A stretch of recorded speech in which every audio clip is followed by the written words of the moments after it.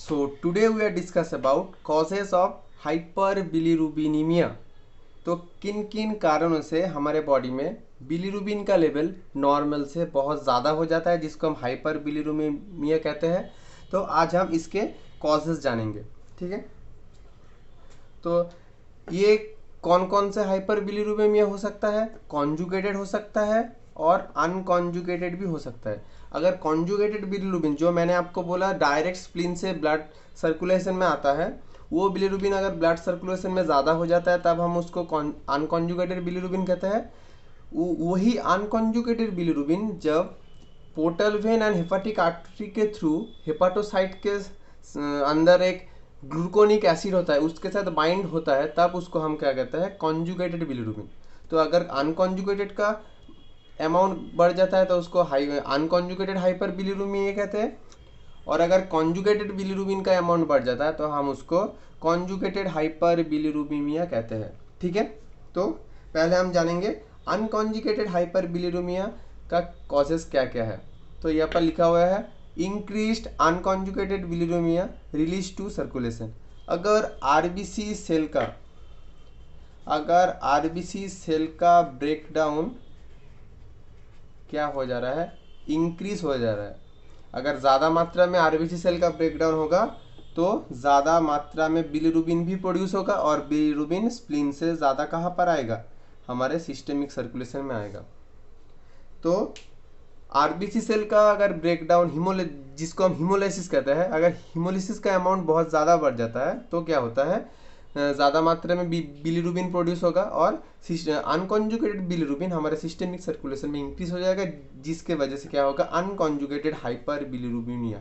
ठीक है, second cause क्या है? Unconjugated bilirubinemia release normal.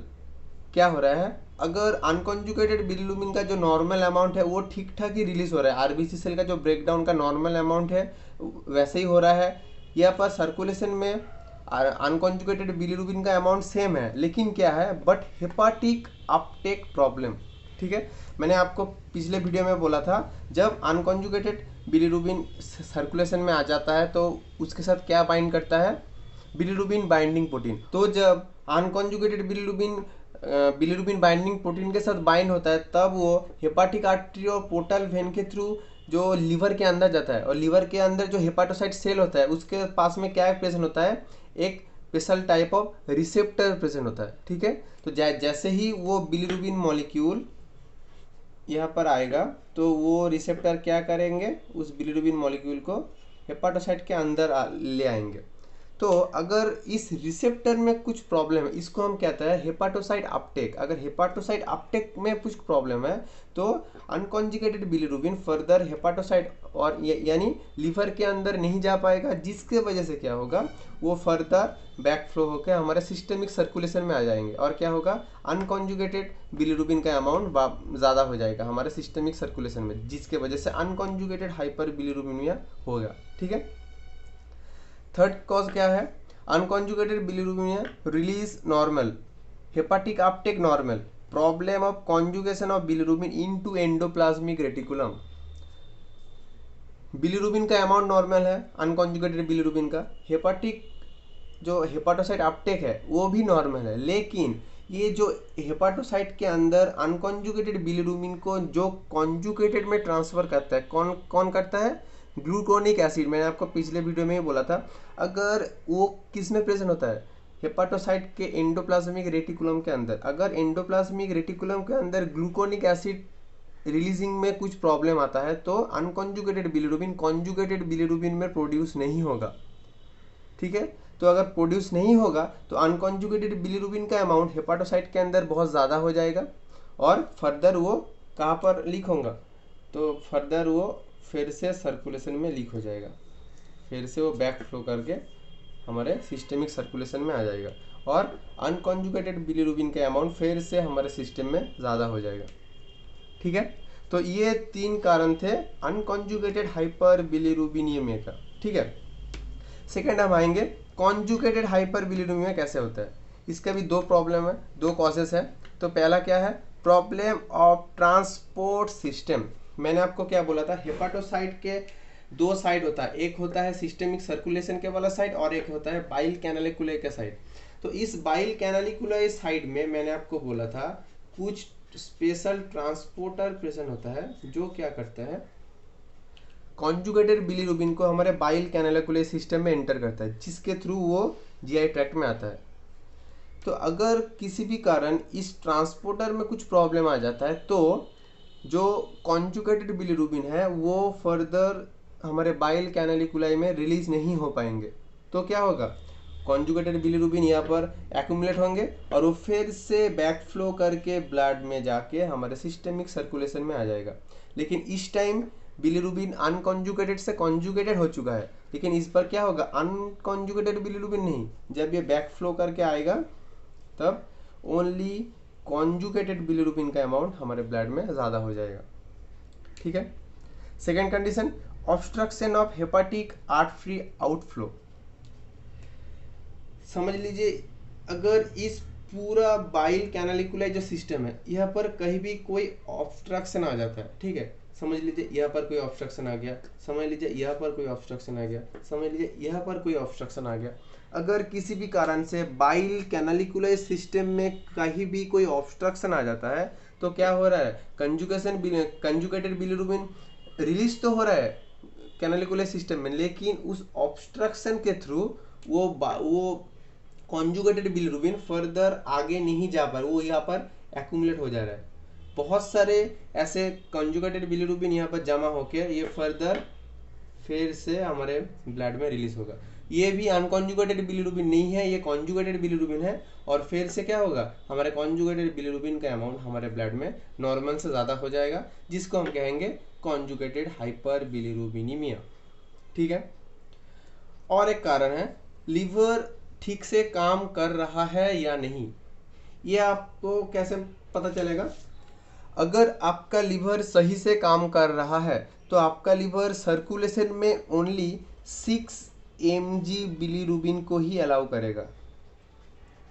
कितना बिलीरुबिन को अलाउ करेगा, 6 mg। अगर आपका एक लीवर हेल्दी है, ठीक ठाक काम कर रहा है, कोई भी एबनॉर्मलिटीज नहीं है उसके अंदर, तो एक नॉर्मल हेल्दी लीवर आपके ब्लड सर्कुलेशन में ओनली 6 mg बिलीरुबिन ही अलाउ करता है। अगर ब्लड टेस्ट के से हमें पता चलता है हमारे ब्लड में बिलीरुबिन का अमाउंट 6 mg से ज़्यादा हो गया, शायद वो बढ़कर क्या हो गया 10 mg हो चुका है, तो हमें समझना होगा कि लीवर अपना काम ठीक से नहीं कर पा रहा है, जिसके वजह से मैंने क्या बोला था, नॉर्मल कंडीशन में लीवर 6 mg के ज़्यादा बिलीरुबिन हमारे सर्कुलेशन में अलाउ नहीं करता है। तो अगर कुछ लीवर में प्रॉब्लम होता है तो हमारे बिलीरुबिन का अमाउंट भी हमारे सर्कुलेशन में ज़्यादा हो जाएगा, जिसको हम हाइपर बिलीरुबिनिया कहते हैं। ठीक है। नेक्स्ट जो कॉज है, breast milk jaundice. Breast milk jaundice, तो ब्रेस्ट मिल्क जॉन्डिस में क्या होता है, जब कोई न्यू बॉर्न बेबी अपने माँ का ब्रेस्ट मिल्क बहुत ज़्यादा पी लेता है और कोई सोर्सेज से खाना नहीं खाता, ओनली वो डिपेंडेंट होता है माँ के ब्रेस्ट मिल्क से, तो क्या होता है, ब्रेस्ट मिल्क के अंदर एक special type of enzyme present होता है जो क्या करता है, जो बिलीरुबिन का जो कॉन्जुगेशन प्रोसीड्योर है, वो बिलीरुबिन और ग्लूकोनिक एसिड का जो बॉन्ड है उसको तोड़ देता है। ठीक है।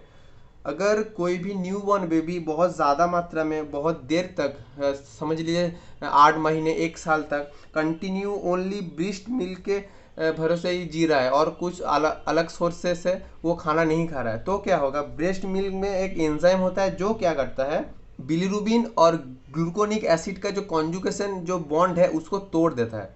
तो अगर बेबी बहुत, समझ लीजिए ये आपको, ये बेबी का जीआई ट्रैक्ट है, ठीक है, बेबी बहुत सारे ब्रेस्ट मिल्क खा रहा है, ठीक है, ब्रेस्ट मिल्क बहुत सारा ब्रेस्ट मिल्क खा रहा है, वो ये जीआई ट्रैक्ट में आया, और यहाँ पर क्या होगा, उसी वक्त कॉन्जुगेशन बिलीरुबिन हमारे पाइलेरिक ट्रैक्ट से कहाँ पर आता है, हमारे जीआई ट्रैक्ट में आता है। जब भी ये दोनों मिक्स होंगे क्या होंगे, कॉन्जुगेटेड बिलीरुबिन फिर से ब्रेक डाउन होके क्या बन जाएंगे, अनकॉन्जुगेटेड बिलीरुबिन हो जाएगा। जैसे ही वो अनकॉन्जुगेटेड बिलीरुबिन में ट्रांसफर हो जाएगा, ये फर्दर हमारे बॉडी से नहीं निकलेगा, वो फिर से रीएब्सॉर्ब होके हमारे ब्लड में आ जाएगा और फिर से अनकॉन्जुगेटेड बिलीरुबिन का अमाउंट भी नॉर्मल से ज़्यादा हो जाएगा। ठीक है। तो और कुछ पॉइंट है जिसके ज़रिए आपको पता चल जाएगा कि आपका लीवर ठीक ठाक काम कर रहा है या नहीं। ठीक है, तो हमारे जो ये समझ लीजिए ये एक लीवर था, मैंने इसका एक डायग्राम कट किया है। ठीक है, समझ लीजिए ये एक लीवर का अंदर का हिस्सा है। ठीक है, ये हेपाटोसाइट सेल है, ये आपका बाइल कैनालिकुलर सिस्टम है और ये आपका नॉर्मल सर्कुलेशन है। ठीक है, तो हेपाटोसाइट के अंदर क्या होता है, दो special type of enzyme present होता है, जो कहते हैं एक का नाम है AST और दूसरे का नाम है ALT। AST का फुल फॉर्म क्या है, एस्पर्टेट ट्रांसएमाइनेज, एस्पर्टेट ट्रांसएमाइनेज। और ALT का फुल फॉर्म क्या है, एलानाइन ट्रांसएमाइनेज, एलानाइन ट्रांसएमाइनेज। तो अगर किसी भी कारण से हेपाटोसाइट के अंदर अगर कोई डैमेज होता है तो ये दो एंजाइम है, ये एंजाइम किस में रिलीज हो जाएंगे, ब्लड में, ब्लड में रिलीज होकर ये नॉर्मल सर्कुलेशन में आ जाएंगे। ठीक है, तो अगर हम किसी भी पेशेंट का ब्लड टेस्ट करेंगे और अगर उसके ब्लड में इस AST और ALT का अमाउंट नॉर्मल से ज़्यादा हो जाएगा तो हमें समझना होगा कि लीवर के अंदर जो हेपाटोसाइट सेल है उसमें कुछ डैमेज है, जिसके वजह से ही इस एंजाइम सर्कुलेशन में ज़्यादा आ चुके हैं।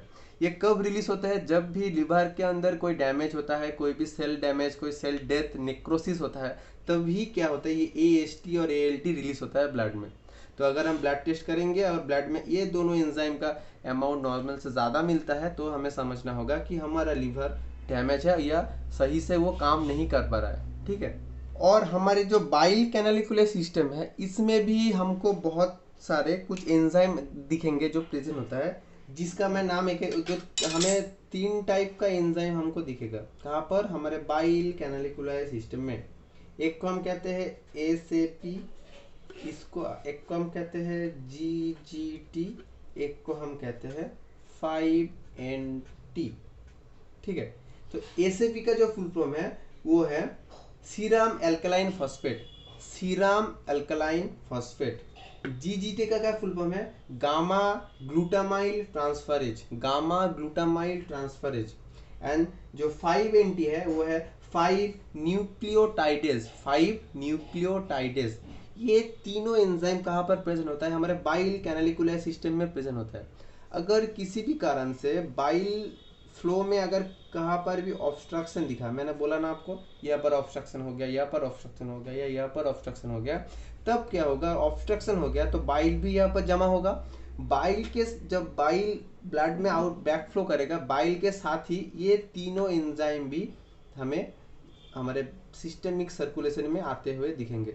और अगर हम ब्लड टेस्ट करेंगे तो अगर हमें ब्लड में ये तीनों एंजाइम एक साथ मिलता है तो हमें समझ जाना होगा कि हमारा लीवर में ही कोई डैमेज नहीं है। डैमेज कहाँ पर है, डैमेज है हमारे बाइल कैनालिकुलर सिस्टम में, कहाँ पर भी ऑब्स्ट्रक्शन है जिसके वजह से ही ये तीनों एंजाइम हमारे ब्लड में प्रेजेंट है। ठीक है, और ये जो तीनों एंजाइम है इन तीनों को एक साथ में क्या कहता है, markers of biliary canalicular obstruction. ठीक है, इन तीनों एंजाइम अगर एक साथ ब्लड में रिलीज होता है तब वो एक ही मार्कर क्या मार्क करता है कि हमारे बिलियरी कैनालिकुलर सिस्टम में कोई ऑब्स्ट्रक्शन है, जिसके वजह से ये तीनों एंजाइम हमारे सिस्टमिक सर्कुलेशन में आया है। ठीक है, और एक बात है, अगर हमारे ब्लड में only GGT, gamma glutamyl transferase release होता है, अगर हमारे ब्लड में ओनली GGT रिलीज होता है तो हमको समझना होगा पेशेंट एक अल्कोहलिक पेशेंट है, ही टेक्स लॉट ऑफ अल्कोहल, जिसके वजह से ओनली गामा ग्लूटानाइल ट्रांसफर ही हमारे सर्कुलेशन में आया है।